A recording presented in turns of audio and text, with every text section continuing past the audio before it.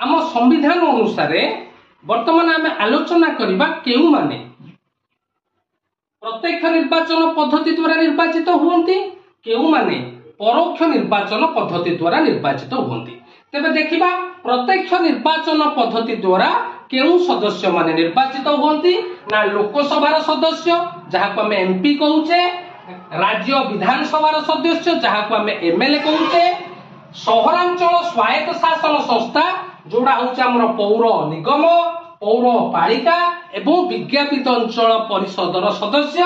एवं चतुर्थ रहा ग्रामांचल स्वायत्त शासन संस्थार सदस्य जोड़ा कि आम कहूचे ग्राम पंचायत, पंचायत समिति और जिला परिषदर सदस्य एमाने प्रत्यक्ष भाव में निर्वाचित हुअन्ति। जिबा परोक्ष निर्वाचन पद्धति केउ माने परोक्ष निर्वाचन पद्धति रे निर्वाचित हुअन्ति राष्ट्रपति, उपराष्ट्रपति, राज्य